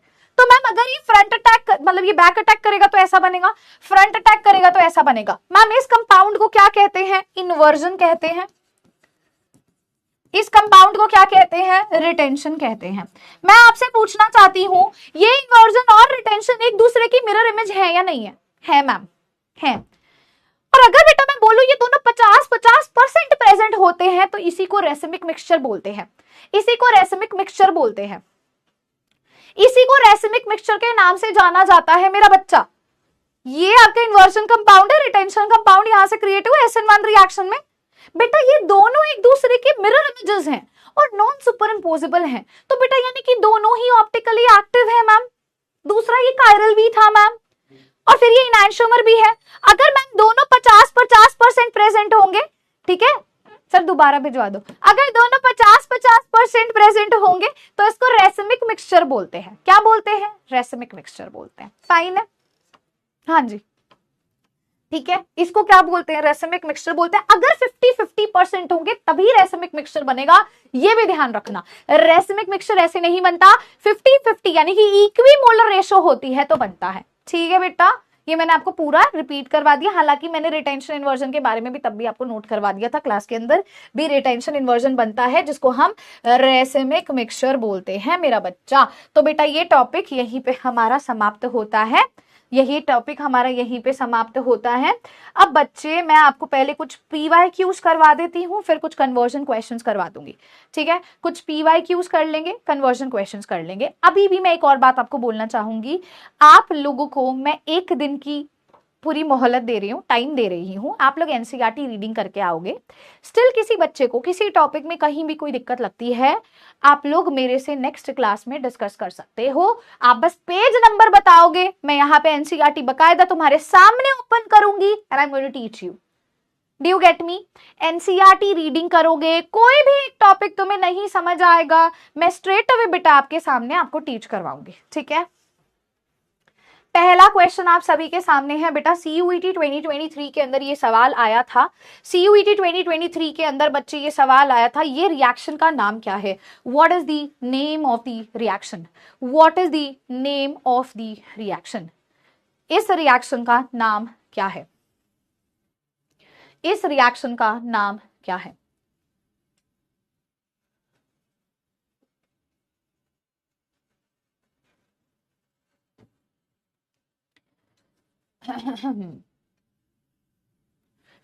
इस रिएक्शन का नाम क्या है बच्चा लोग? बताओ यार, क्या लगता है? What is the name of the reaction?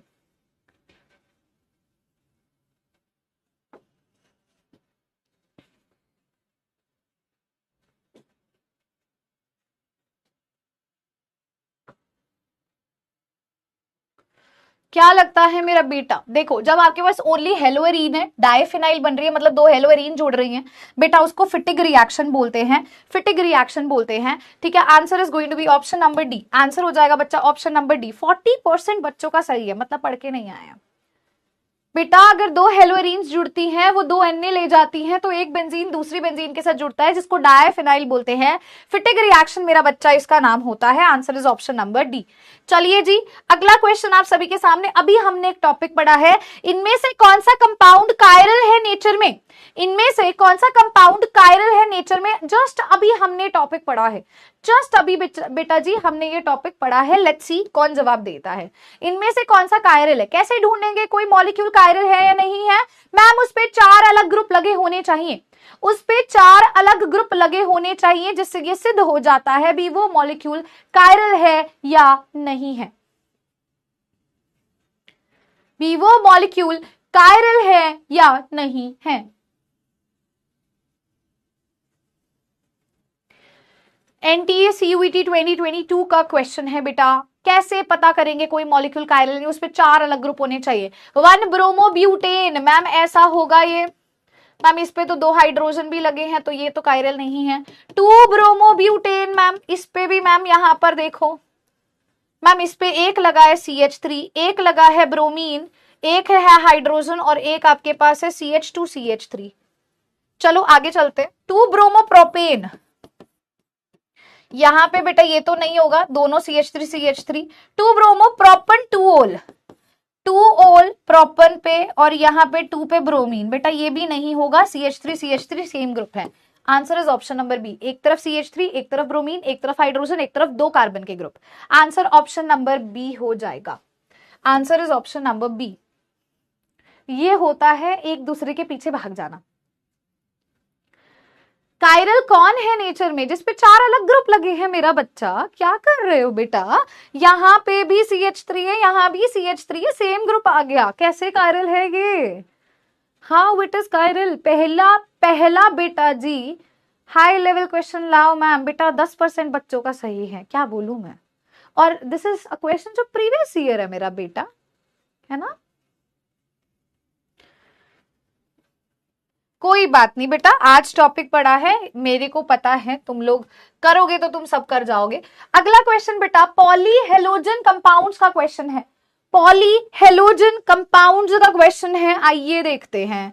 Polyhalogen compounds का क्वेश्चन है, ऐसा कौन सा कंपाउंड है बेटा जो मेटल क्लीनिंग और फिनिशिंग के तौर पे यूज किया जाता है? Which of the following compound is used as metal finishing and cleaning process?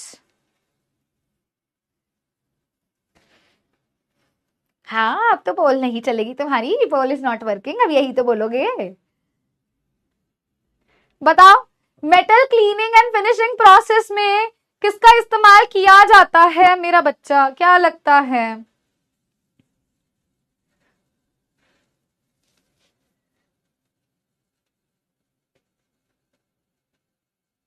बेटा ए कैसे होगा, ये क्लोरोफॉर्म था, इसको एनेस्थीसिया के तौर पे यूज करते थे।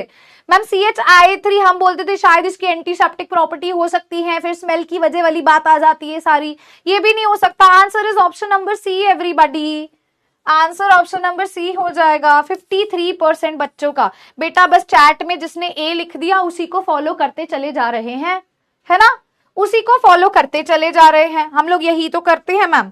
चलिए एक थ्योरी वाला क्वेश्चन देखते हैं, आइए थ्योरी वाला क्वेश्चन देखते हैं।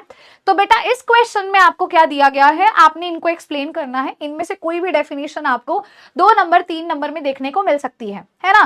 क्या दिया गया बेटा, एलाइलिक हेलोजिनेशन एक्सप्लेन करो, मार्कोवनिकॉफ रूल एक्सप्लेन करो। कराश इफेक्ट बेटा एंटी मार्कोवनिकॉफ रूल वाला ही है, ये एंटी मार्कोवनिकॉफ रूल, अभी मैं इसको समझाती हूँ, रुक जाओ, टेंशन ना लो।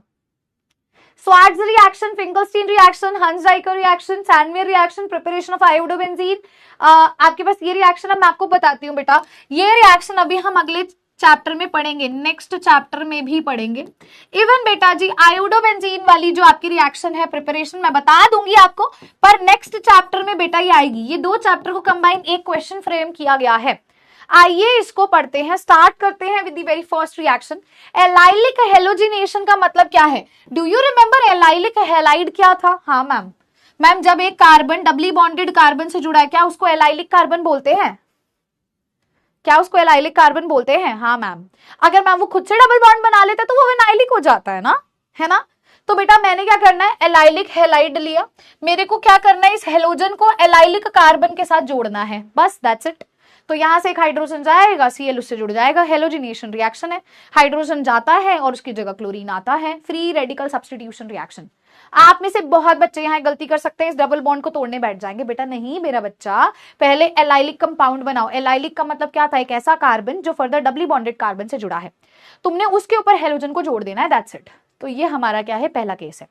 नेक्स्ट बेटा मार्कोवनिकॉफ रूल, मैंने आपको पढ़ाया था। मार्कोवनिकॉफ रूल क्या कहता है, negative part of the addendum कहां जाएंगे बेटा, नेगेटिव पार्ट एडेंडम का उस डबली बॉन्डेड कार्बन एटम पे जाएगा जहां कम हाइड्रोजन एटम है, ठीक है।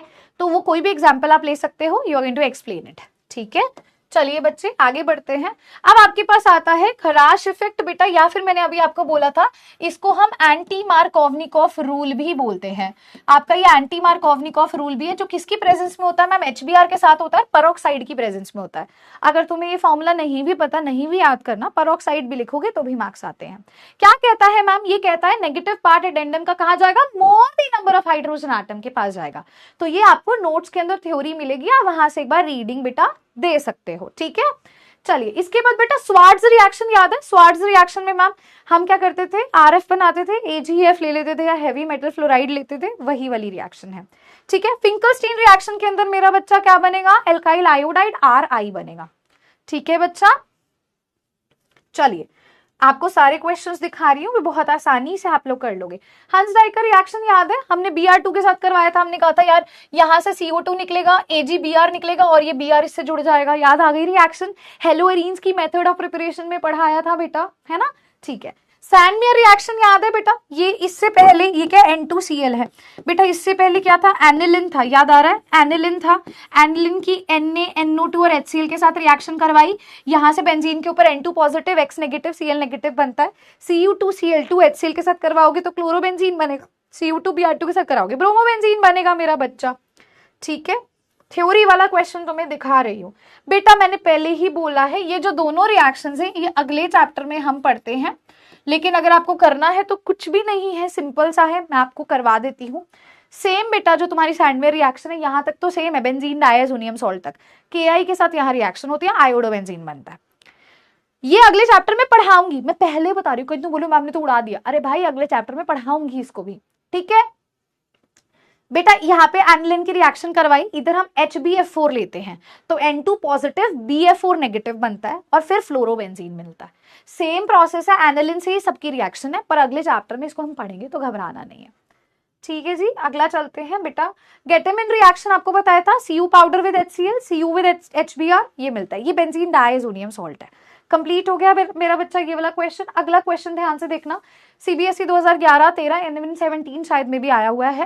क्या क्वेश्चन है बेटा, रेसिपिक मिक्सचर क्या होता है, एक एग्जांपल दीजिए, तो ध्यान से बेटा इसको देखना। बेटा अगर 50-50% मिक्सचर होगा दो इनैंशियोमर्स का, अभी पढ़ा था इनैंशियोमर्स क्या होते हैं मैम, ये होते हैं ऑप्टिकली एक्टिव, मैम ये होते हैं नॉन सुपर इम्पोजिबल, और ये क्या होते हैं मैम, मिरर इमेजेस होती हैं। क्या होती हैं बेटा, मिरर इमेजेस होती हैं। तो अगर आपको 50-50% इन्वर्जन और रिटेंशन का मिलता है तो रेसिमिक मिक्सचर बनता है, वही चीज लिखी है, ठीक है। तो आपको क्या मिलता है, एक रेसिमिक मिक्सचर। ये एक ऑप्टिकली देखा जाए तो अब एक लॉजिकली इस चीज को समझना, यहां ये जो ऑप्टिकल इनएक्टिव लिखा है ये रेसिमिक मिक्सचर को लेकर के लिखा है। ये जो 50-50 ये जो मैंने लिखा है ये कौन है, ये आपके इन्वर्जन है, और ये बेटा आपका रिटेंशन कंपाउंड है, उसकी बात की गई है, इन दो इनैंशियोमर्स की बात की गई है। Since rotation cause by the molecules of one enantiomer cancel कर देता है दूसरे को, क्योंकि एक अगर राइट डायरेक्शन में रोटेट करेगा एक लेफ्ट में करेगा तो बेटा कैंसिल हो जाएगी ना रोटेशन, ठीक है। तो इस वजह से हम ये बोल देते हैं कैंसिल हो जाता है जो दोनों इनैंशियोमर से होता है। तो एग्जाम्पल क्या है यहाँ पे, एक इक्विमोलर मिक्सचर है, एक कोई भी आप एग्जाम्पल ले सकते हो, भी एक इन्वर्जन है तो एक रिटेंशन है, तो मैम 50-50% प्रेजेंट है तो उसकी ऑप्टिकल एक्टिविटी बेटा कैंसिल आउट हो जाती है, क्योंकि एक लेफ्ट डायरेक्शन में रोटेट हो रहा है एक राइट में रोटेट हो रहा है, ठीक है। इसके बाद बेटा एक क्वेश्चन आपके पास है बेटा जी, डिहाइड्रोहेलोजिनेशन रिएक्शन क्या होती है, जिसको हम बीटा एलिमिनेशन कहते हैं।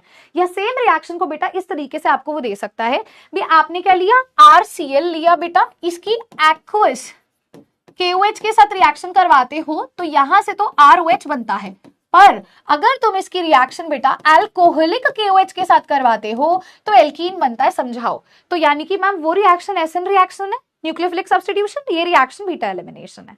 तो वही वाली है क्वेश्चन, वही क्वेश्चन है, दोनों रिएक्शंस बेटा मेरे इसमें समझा कर आओगे। अगली बेटा एक क्वेश्चन आपके सामने है, क्या होगा अगर ब्रोमोबेंजीन को तुमने मैग्नीशियम के साथ ट्रीट किया ड्राई ईथर की प्रेजेंस में, ब्रोमोबेंजीन को मैग्नीशियम के साथ बेटा करोगे तो यहाँ पर क्या होगा। अच्छा अब मेरे को एक छोटी सी यहाँ पे बात बताना, तो ये बेटा जी हमारा था RX, ये था Mg, तो याद है ग्रिग्नार्ड रिएजेंट बनता है RMgX बनता है, तो ये RMgX बन गया। नेक्स्ट रिएक्शन है, मिथाइल ब्रोमाइड को सोडियम के साथ ट्रीट करो ड्राई ईथर में। बेटा आपने क्या लिया, मिथाइल ब्रोमाइड यानी कि CH3Br लिया है, मतलब इसके दो मॉलिक्यूल्स लोगे मैम, दो Na के साथ रिएक्ट करेगा तो यहां से वुड्स रिएक्शन आपकी हो जाती है और आपको इस तरीके से इथेन मिल जाएगा, ठीक है, फाइन है। ये क्वेश्चन याद है पिछली क्लास में पढ़ाया है मैंने, why haloarenes are less reactive than haloalkanes, क्यों लेस रिएक्टिव हैं। 4 रीजंस जो मैंने सिखाए थे, 4 रीजंस जो मैंने आपको बताए थे, वो 4 रीजंस यहां पर आएंगे। तो बेटा ये कुछ क्वेश्चंस मैं आज की क्लास के अंदर आपके लिए लेकर आई थी। अब एक छोटा सा सेगमेंट हमारा बचता है कन्वर्जन क्वेश्चंस का, ठीक है, कुछ हमारा एक सेगमेंट बचता है दैट इज कन्वर्जन क्वेश्चंस। करवा दूं बेटा, मतलब जस्ट 6 to 7 मिनट्स अगर आप लोग अलाउ करो मुझे, अगर आप लोग बच्चा अलाउ करो तो मैं क्या कुछ कन्वर्जन क्वेश्चंस करवा दूं, 45 पे क्लास एंड कर दूंगी, अभी 8 मिनट है हमारे पास, है ना, ठीक है। तो I am going to start with the conversion questions, कुछ कन्वर्जन क्वेश्चंस में स्टार्ट करवा देती हूँ, ठीक है। बाकी के कन्वर्जन अपन नेक्स्ट चैप्टर स्टार्ट करेंगे, उसके स्टार्टिंग में मतलब अगले लेक्चर में मैं आपको करवा दूंगी, ठीक है। चलिए बेटा, तो let's start with the conversion question. मैं एक आपको आइडिया देती हूँ कैसे क्वेश्चन आते हैं। क्लोरो इथेन को ब्यूटेन में कन्वर्ट करना है, पहला सवाल, क्लोरो इथेन को कन्वर्ट करो बेटा ब्यूटेन में। मान लीजिए ऐसा कोई कन्वर्जन क्वेश्चन आपको दिया गया है, क्या दिया गया है बेटा, ऐसा कोई कन्वर्जन क्वेश्चन आपको दिया गया है। बेटा कभी भी आपको कन्वर्जन क्वेश्चन देते हैं, आपका पहला कर्तव्य होना चाहिए उनके स्ट्रक्चर बना दो, क्या से क्या बनने वाला है वो स्ट्रक्चर बना दो। बनाओगे आप लोग स्ट्रक्चर खुद से? चलिए देखते हैं। बताना क्लोरो इथेन कैसे लिखते हैं मैम? इथ मतलब 2 कार्बन है और उस पे क्या लगा दिया मैम? क्लोरीन लगा दिया, यही स्ट्रक्चर बनेगा। हाँ जी मैम, ठीक है। इससे क्या बना रहे हैं बेटा? ब्यूटेन। ब्यूटेन मतलब मैम 4 कार्बन। क्या बना रहे हैं मेरा बच्चा? 4 कार्बन। अब मुझे लॉजिकली सोच करके बताओ, इस रिएक्शन में रिएक्टेंट से जब तुम प्रोडक्ट जा रहे हो, क्या दिखाई दे रहा है आपको? क्या दिखाई दे रहा है मैम? मुझे ये दिखाई दे रहा है कि यहाँ 2 कार्बन थे, एक हेलोजन था, वहां 4 कार्बन है, कोई हेलोजन नहीं है, मतलब 2 से 4 कार्बन हो गए, हेलोजन भी गायब। तो ऐसी कौन सी रिएक्शन है बेटा जिसमें double the number of carbon atom हो जाते हैं? Wurtz reaction. कौन सी रिएक्शन? Wurtz reaction. तो हम क्या करेंगे मैम? इसको 2 Na के साथ रिएक्ट करवाते हैं, ड्राई ईथर की प्रेजेंस में करवाते हैं। तो मैम इसको 2 बार ही लिखा जाएगा, CH3 CH2Cl, CH3 CH2Cl, और 2 Na है मैम। तो ये 2 Na 2 Cl के साथ निकल जाएंगे तो ये जुड़ जाएगा, तो यही तो मिलेगा, यही तो मिलेगा बेटा। तो ये हो गई रिएक्शन, पहली कन्वर्जन हो गई आप लोगों से। क्या कहते हो? पहली कन्वर्जन आप लोगों से हो गई बेटा। Very good, very good. चलिए अगला क्वेश्चन करते हैं। क्लोरोबेंजीन को बाइफिनाइल में कन्वर्ट करना है, करेंगे? चलिए नेक्स्ट क्वेश्चन बेटा, क्लोरोबेंजीन को कन्वर्ट करना है बेटा डाइफिनाइल। कई बार कई किताबों में बाइफिनाइल भी लिखा है, तो घबराना नहीं है। पहला काम क्या करना है मैम? जो दिया गया है उसको ड्रॉ करना है, तभी दिमाग चलता है, ठीक है। चलिए बेटा, क्लोरोबेंजीन मतलब मैम बेंजीन रिंग के ऊपर क्लोरीन लगा दिया, क्या बनाना है? डाइफिनाइल। मतलब मैम एक बेंजीन रिंग दूसरी बेंजीन रिंग से जुड़ा हुआ है। क्या ऑब्जर्व कर रहे हो मैम? डबल हो रहा है और नहीं है। तो ये कौन सी रिएक्शन है? या तो वुड्स होगी, या वुड्स फिटिग होगी, या फिटिग होगी। तो मैम जब ओनली हेलोअरीन होता है फिटिग रिएक्शन होती है। बेटा रिएक्शन का नाम भी जरूरी लिखिएगा मैम। फिटिग रिएक्शन होती है, यहाँ पे 2 Na लोगे, ड्राई ईथर के साथ करवाओगे। कैसे करवाते हैं मैम? अगर हमारे पास 2 हेलोअरीन हैं, ठीक है, तो मैम ये 2 Na इसके साथ NaCl बनाता है और ये एक दूसरे से जुड़ जाते हैं। हो गया सेकंड कन्वर्जन क्वेश्चन, हो गया। थर्ड पर चलो।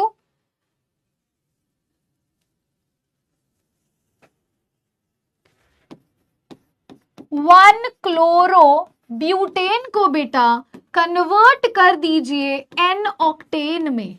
क्या करना है मैम? सबसे पहले जो दिया गया है मैम उसको ड्रॉ करना है, ड्रॉ करना है ना। चलिए जी ड्रॉ करते हैं मेरा बच्चा। 1 क्लोरोब्यूटेन मतलब ब्यूट मतलब मैम 4 कार्बन होंगे और इस पे क्लोरीन लगा होगा। N का मतलब स्ट्रेट चेन होता था, स्ट्रेट चेन, और ऑक्टेन मतलब 8 कार्बन मैम, 8 कार्बन। आइए तो 1 2 3 4 5 6 7 8 ma'am double the number of carbon atom कर रहे हो आप। तो क्या करेंगे बेटा? ये क्या होगा मैम? ये भी तो वुड्स रिएक्शन है, यहाँ भी तो 2 Na आप दोगे, ड्राई ईथर के साथ करोगे और यहाँ से 2 NaCl निकल जाएगा। कोई दिक्कत तुम्हें ऐसे सवालों में? कर पा रहे हो? ये पैटर्न कन्वर्जन क्वेश्चन का अभी टाइप 1 चल रही है, टाइप 1 मेरा बच्चा चल रही है, टाइप 1 चल रही है। चलो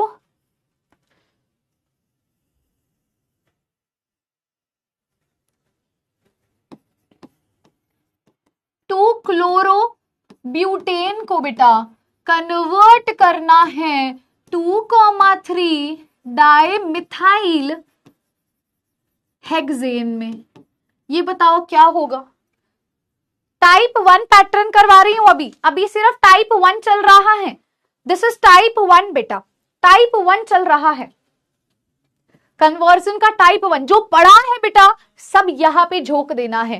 कन्वर्जन क्वेश्चंस में everything that we have started हमें इस पे अप्लाई करना है, दैट्स इट। ठीक है, आइए देखते हैं। मैम 2 क्लोरोब्यूटेन, कुछ नहीं समझ आता तो ड्रॉ कराओ बेटा, बेटा इसके भी नंबर हैं, तुम्हें ये चीजों के बारे में पता होना चाहिए। तुम कंफ्यूज हो रहे हो, जस्ट ड्रॉ इट मेरा बच्चा। क्या बन रहा है मैम यहाँ से? हेक्सेन। हेक्सेन मतलब कि मैम ऐसे 6 कार्बन होंगे, 3 4 5 6। मैम 2 और 3 पे क्या है, एक मिनट को चेक करने दो, 2,3 ही है ना क्वेश्चन।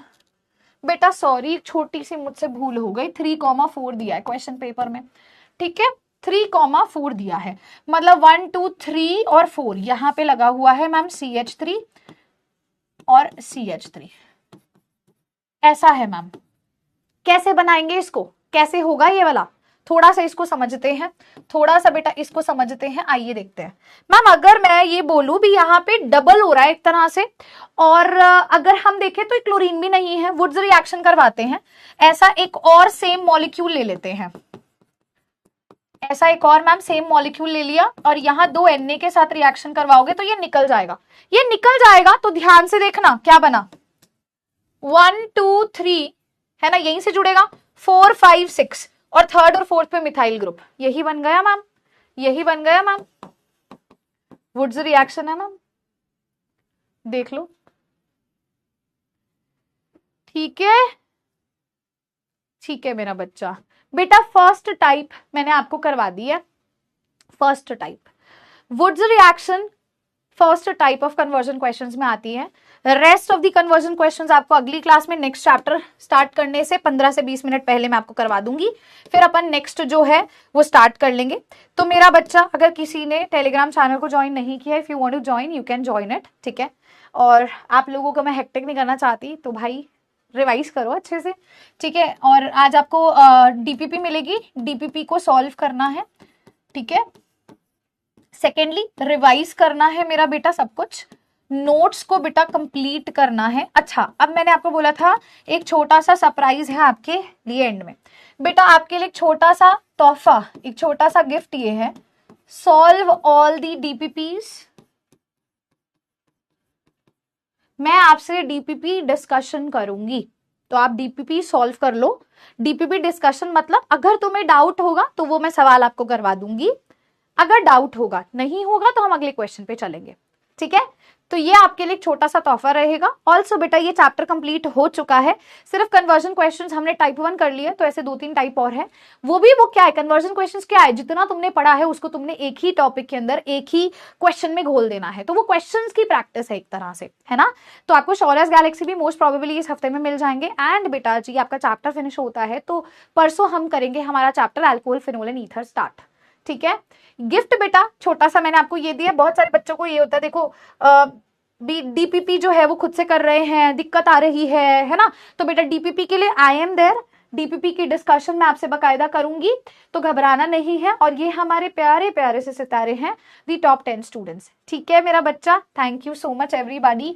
आप लोग अब रेस्ट कर लो यार, थोड़ी देर है ना, 5 बजे से फिर तुम्हारी क्लास भी है।